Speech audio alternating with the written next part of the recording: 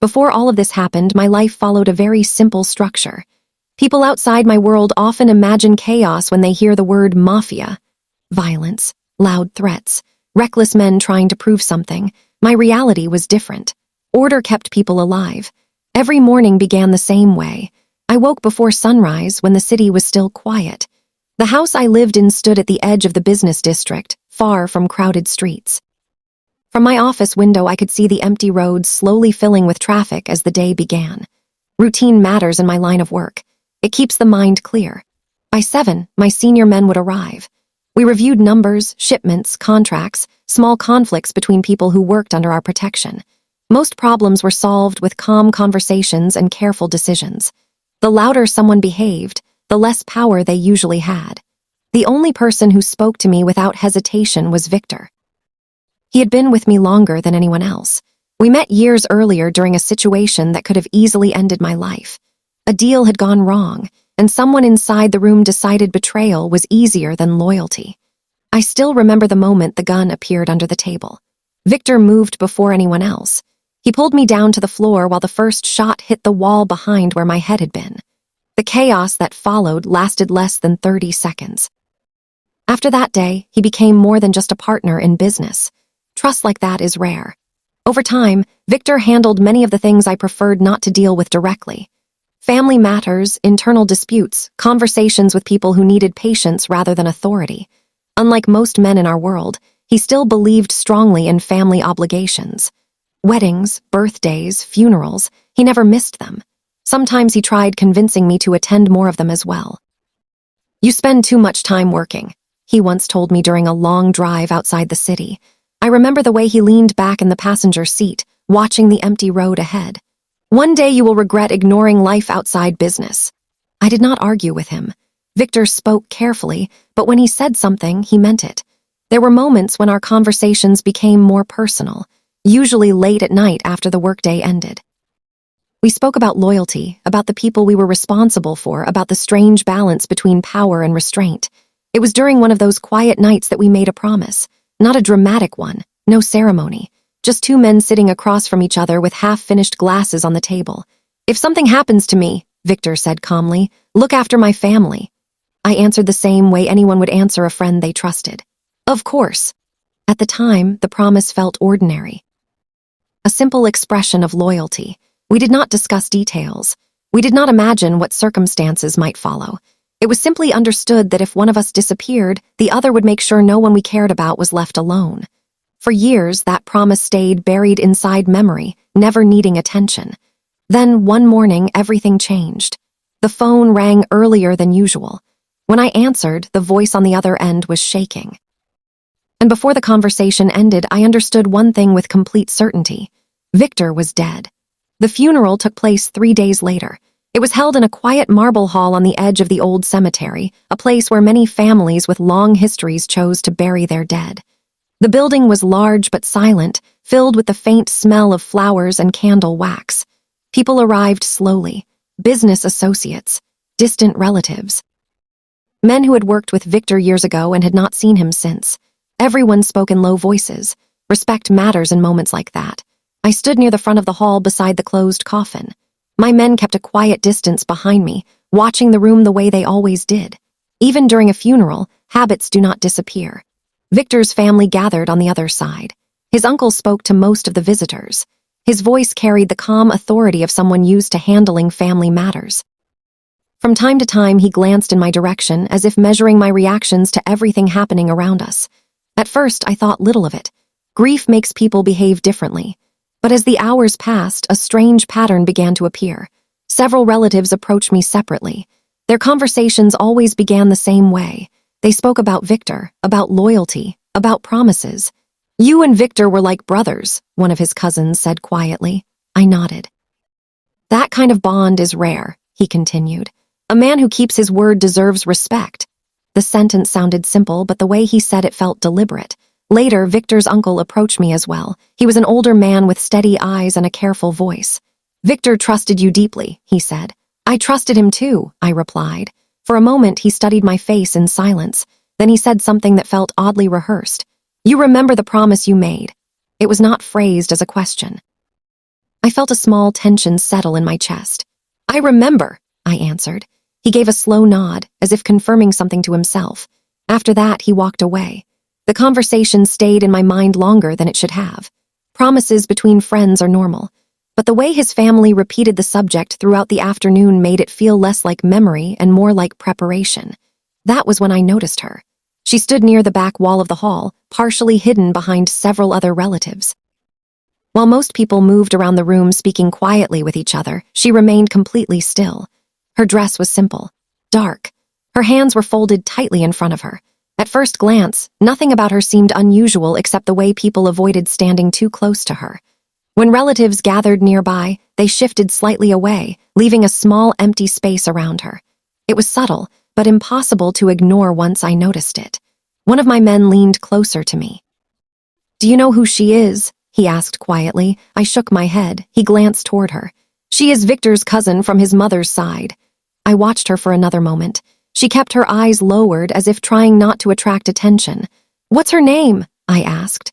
"Anna." The way he said it suggested he knew more but chose not to explain. Throughout the rest of the funeral, I noticed something else. Whenever conversations about promises or family responsibility happened, Victor's relatives would glance briefly toward the same quiet figure standing against the wall, as if she were somehow connected to those discussions. At the time, I did not understand what that meant. But by the end of the evening, one uncomfortable thought had begun to form. The promise Victor and I had made years ago was no longer just a memory. His family clearly expected something from me, and whatever it was. It involved her the days after the funeral were supposed to return to routine. In my world, grief rarely stops work for long. Contracts still need signatures. Shipments still move across borders. Problems still arrive whether someone is mourning or not. But something had shifted. Small conversations began appearing around me in ways that felt strangely coordinated. It started with Victor's uncle requesting a private meeting. We met in my office late in the afternoon. The room was quiet except for the soft hum of the city outside the windows. He sat across from me calmly, his hands resting on the polished table between us. For a few minutes he spoke about Victor, old memories, childhood stories, things that sounded sincere. Then slowly the conversation moved somewhere else. "You know, Victor always worried about family stability," he said. I listened without interrupting. "He wanted to make sure no one was left unprotected if something happened." "I remember," I replied. His eyes studied me carefully. "That is why he trusted you." The sentence hung in the air for several seconds, then he finally said it. "Our family believes the best way to honor Victor's wishes is through marriage." I already knew what he meant before he finished the sentence. "Anna," he said quietly. I leaned back in my chair. Until that moment, no one had spoken about the idea directly. They had only hinted at obligations and promises. Now the intention was clear. "You believe Victor wanted this?" I asked. The uncle nodded without hesitation. "He cared about her future." The explanation felt incomplete. In all the years I had known Victor, he rarely mentioned that cousin. I remembered hearing the name once or twice during casual conversations, but nothing that suggested deep concern or responsibility. Yet now his entire family spoke as if protecting her had always been his priority. It did not match the man I knew. A few days later, I agreed to meet Anna properly. The meeting was arranged at her uncle's house. When I arrived, the family treated the situation like a formal introduction. Tea was served. Relatives filled the room. Every detail felt carefully prepared. Anna entered last. She moved slowly as if unsure where to stand. Up close, I noticed the same things I had seen during the funeral. Her posture remained cautious. Her eyes rarely lifted from the floor. When someone spoke to her, she answered quietly and briefly. Most of the conversation happened around her rather than with her. Her relatives spoke about family unity, stability, respect for Victor's memory. Whenever I asked Anna a direct question, someone else answered first. It happened more than once. At one point, I simply asked, "Do you agree with this arrangement?" Before she could respond, her uncle spoke immediately. "Of course she does. She understands what Victor wanted." Anna's hands tightened slightly in her lap, but she said nothing. Later that evening, after leaving the house, one of my advisors spoke carefully from the front seat of the car. "Boss," he said quietly, "something about this feels arranged." I watched the city lights passing outside the window. "What do you mean?" "They talk about Victor's wishes," he continued, "but no one has shown anything that proves it. No letter, no conversation, no evidence, only repeated claims." I thought again about the cousin who barely spoke, about the relatives who spoke for her, and about the promise I had made to a friend who was no longer alive to confirm any of it. For the first time since the funeral, a serious doubt entered my mind. Maybe this marriage was not about Victor's wishes at all. Maybe it was about something else, something his family had not yet explained. The wedding discussions became relentless after that. Each day, calls, visits, and meetings with Victor's relatives chipped away at the quiet certainty I had once carried. They never raised their voices, never made threats. Everything was calm, measured, polite, but it carried a weight that made the air around me feel tight. Whenever I questioned the timing or the necessity, the response was always the same. Concern for Anna, concern for Victor's memory, concern for family honor. But beneath the surface, I felt a pressure that went beyond duty. At the office, my men noticed it too. When I mentioned my unease, I was told to trust the family or remember the promise. Their tone was careful, as if any hesitation on my part would signal weakness. The first time I tried speaking directly to Anna about her wishes, I immediately encountered resistance. Her uncle, her cousins, even one of her distant aunts all intervened at once. "She knows what Victor would have wanted," one of them said firmly. "She understands the situation," added another. "She's not the one to decide," whispered a younger relative. Anna herself stayed silent, her eyes lowered, her hands clasped tightly. There was no escape in her expression, only an acceptance that she could not be allowed to speak for herself. I began noticing subtle dismissals everywhere. In meetings about the wedding, my questions were met with polite smiles that carried a hint of reproach. "Perhaps you are overthinking," someone suggested casually. "Victor trusted you, don't dishonor that trust." Even my advisors, men I had known and trusted for years, began hesitating to speak frankly. One evening, as we reviewed documents, I asked about the financial implications of the marriage. "Maybe this is not the right time," he said softly. "But I need to know," I insisted. "It's nothing to worry about," he replied. "Trust the process." Each dismissal left a small sting, a quiet pressure that built on top of everything else. It was subtle, almost invisible, but constant. I began questioning myself. Had I misjudged the situation? Was I imagining obstacles that weren't real? Was I failing Victor by not immediately agreeing to what everyone insisted he wanted? The cousin, Anna, remained distant but always present. In her silence, I noticed small signs of tension. The way she flinched when a relative spoke loudly, the way her shoulders tensed when the discussion turned to me. She was trapped just as I felt I was becoming. The more I pressed, the more people spoke over me or redirected the conversation. Slowly, a quiet form of manipulation took hold, not forceful, not aggressive, but effective. My own perception of what was right and necessary began to blur. By the end of that week, I realized something important. Everyone around me was carefully shaping the narrative, and in the process, they were making me doubt my own judgment. It was a quiet afternoon when the first real clue appeared. I had returned to my office after yet another meeting with Victor's relatives. The sun was fading, leaving long shadows across the polished floor. My assistant slid a folder onto my desk without a word. Inside were financial documents, not the usual business reports. Property records, trust details, and legal forms, all tied to Victor's family. As I flipped through the pages, a pattern emerged. Marrying Anna would grant me control over certain family properties, not for her benefit, but under my authority. The arrangement was not merely about loyalty to a promise. It had layers, protection, yes, but also power and access. I set the papers down slowly. There was no panic, only a cold, measured understanding. Later that evening, a former employee of Victor's uncle contacted me discreetly. His voice was low, cautious. "Some things happened before Victor passed," he said. "Arguments. Plans, not everything was above board." I asked him to clarify, but he only shook his head. "I can't say more, just keep your eyes open." Even Anna's behavior began signaling unease. At home one evening, she lingered in the kitchen long after everyone else had left. She didn't speak at first, just moved carefully, almost as if she feared being overheard. Finally, she said, barely above a whisper, "They don't tell me everything either." I studied her expression. There was fear, yes, but also a quiet resolve. She was not ignorant, and she had already begun piecing together what the rest of the family was hiding. The documents, the warnings, Anna's subtle hints, they formed the first threads of understanding. What I had assumed was a straightforward promise had been manipulated into something more calculated. That night, as I walked through the empty halls of my home, the quiet settled around me. I realized that the promise to Victor had been twisted. Not by him, but by everyone else who wanted to use it, and the cousin, Anna, was trapped in the middle. For the first time, I felt the full weight of the situation. The marriage was not merely a duty. It was a mechanism designed to put both of us under control. And though I had begun seeing it clearly, the question remained, how far had their planning already reached? The answer would take time to uncover. But by the end of that night, one thought refused to leave me. This arrangement, forced upon both of us, was far more dangerous than I had imagined.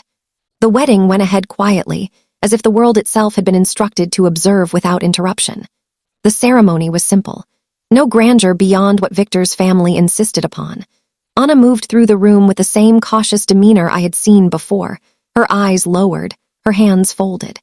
The relatives orchestrated every interaction, ensuring she never had the chance to speak freely.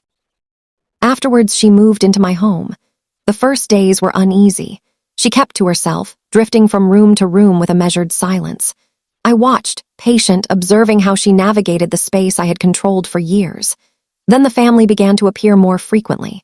Subtle at first, an uncle here, a cousin there, but their visits increased steadily. Discussions about shared decisions or protecting the family gradually turned into demands. They asked about my business, requested introductions, and insinuated expectations I had never agreed to. Even my own advisors, normally unwavering, began approaching me cautiously. "They are persistent," one said. "They may have plans we don't yet see." I noticed small manipulations in Anna as well. She avoided confrontation, even when her family tried to push her into their agendas. But I could see the tension in the lines of her face, the way her eyes flicked toward the door whenever a relative arrived. She was calculating, aware, restrained. One evening, a late visitor arrived, a distant cousin claiming to need help with a family matter. I let them in out of courtesy, but the conversation quickly shifted to business dealings I had no intention of sharing. Anna watched silently from the corner, her expression unreadable, her hands folded. When the visitor left, she finally spoke. "They are testing you," she said quietly. "They are seeing what you will allow." Her words struck deeper than I expected. She was right. The family's strategy was clear. They had placed her as a conduit, someone to influence me indirectly, while keeping the ultimate control hidden. The more I resisted, the more subtle their pressures became. Requests became expectations, advice became instructions, and the quiet tension in the house thickened. At night, when the city fell silent, I walked through my home, counting the number of interactions I had already managed that day. Each one carried weight, each one demanded attention. And each time I looked at Anna, I saw the same realization mirrored in her quiet eyes. We were both prisoners of a system we had never agreed to join. The promise I had believed in, the loyalty I had cherished, it had been weaponized. And in that moment, I understood fully. The escalation was no accident. It was deliberate. Everything was being tested. Everything was being measured. And the stakes were higher than I had yet allowed myself to see. It happened on a night when the house had fallen into an uneasy silence. Anna had remained in the library for hours, flipping through papers that clearly weren't meant for her. I watched from the doorway, noting the tension in her shoulders, the faint tremble in her hands. Finally, she spoke. "They're using us," she said quietly, her voice barely above the hum of the air conditioner. All of this, it was never about Victor. Her words hit me like a blow I hadn't anticipated. I stepped closer, careful not to alarm her. "What do you mean?" I asked. She looked up, meeting my gaze for the first time without lowering her eyes. "My family, they pushed this marriage to control you, to gain access to your resources. They never asked me if I wanted this." I studied her face, searching for any hint of exaggeration, any sign she might be misjudging the situation. There was none. Only quiet, raw honesty. I thought this promise was simple," I admitted, my voice low. "I believed Victor wanted me to protect you. I trusted him, and I trusted that it was right." Anna shook her head slightly. "You were manipulated. The promise, it became their tool." The truth crashed over me in a weight I couldn't deny. Every dismissal, every subtle pressure, every carefully orchestrated meeting, it had all been part of their plan. The realization was exhausting. Years of loyalty, years of strategy, now tangled with a lie we had both been placed inside. I sank into a chair, the exhaustion of control, of observation, of constant calculation, finally catching up. For the first time in years, I felt powerless. Anna moved closer, her voice still calm but firm. "We were never given a choice. And now that we are inside it, they will push until one of us breaks, or until we do something they didn't expect." I stared at her, the weight of her words sinking in. She had endured this manipulation quietly, just as I had tried to endure it logically. But unlike me, she had been powerless from the start. For hours, we sat in silence. No words of comfort, no heated arguments. Just two people realizing the same thing. We had been placed inside a situation designed to trap us, tested and measured by everyone around us. By the end of that night, I accepted the truth in full. The promise I had once cherished was no longer a simple matter of loyalty. It had been twisted into something dangerous, something designed to bind us both. And with that understanding came a quiet, heavy resignation. Some promises, I realized, could be weaponized, and some trust, no matter how deep, could be exploited. The unraveling began quietly, almost imperceptibly. I started reviewing every interaction, every document, every subtle request the family had made. Patterns that once seemed benign now revealed themselves as deliberate attempts to manipulate, to test, to control. Access to certain properties, financial instruments, and business channels had been woven into the marriage arrangement, strategically, systematically. I did not act recklessly. There was no public confrontation, no threats shouted across the table. Instead, I allowed the system itself to reveal the truth. My advisors quietly confirmed what I already suspected. Several of Victor's relatives had overstepped their authority, and in doing so, had exposed themselves to financial scrutiny. One by one, their attempts to gain influence faltered. Legal and financial safeguards I had established within my organization froze their access. Letters, transfers, and claims that once seemed normal suddenly met obstacles no one had anticipated. Through it all, Anna observed quietly. She no longer flinched when her family arrived, nor did she speak over me. Her restraint had shifted to a subtle awareness of the emerging consequences. She understood that the same family that tried to manipulate both of us was now beginning to experience the weight of their own schemes. Even the relatives who had orchestrated the marriage began to withdraw, sensing that their influence was slipping. No dramatic confrontations took place. No one screamed or protested publicly. The quiet, careful measures I took, combined with the structure of our household and my organization, exposed the truth without spectacle. By the time the dust settled, it was undeniable. The family had misjudged the reach of their actions. The properties they sought to control remained secure, their plans quietly collapsed, and the cousin who had been used as a pawn regained her agency. Anna and I remained in the same house, navigating the aftermath with care. We spoke little of the events, acknowledging only through subtle gestures that the system had shifted. The consequences had arrived, not through loud confrontation, but through the slow, quiet inevitability of truth. And in that quiet, heavy resolution, I understood something fundamental. Manipulation and betrayal may seem hidden, but time and observation always reveal them. The tension that had filled the house settled into a muted rhythm. Victor's family stopped visiting so frequently, their influence diminished without fanfare. Their subtle pressures no longer reached us, and their attempts to control the narrative quietly faded. Anna moved freely now, her posture no longer tense, her eyes no longer lowered in constant caution. She had regained a sense of agency, though the past months had left their mark, a quiet strength born from endurance. We remained married, but it was no longer an arrangement dictated by anyone else. There were no celebrations, no declarations of victory. Our interactions were measured, careful, but honest. Two people who had been trapped together slowly learning to exist on their own terms. I walked through the quiet house each evening, observing the subtle changes in light, in the shadows, in the way rooms felt inhabited. Control, trust, and loyalty, concepts I had once taken for granted, now carried a weight I could never forget. And though life returned to a semblance of normalcy, the memory of manipulation, of betrayal, and of promises twisted into weapons lingered. There was no revenge, no dramatics, only the quiet acknowledgement of truth. And in that silence, we learned the heaviest lesson of all. Some debts of loyalty can never be repaid, but their consequences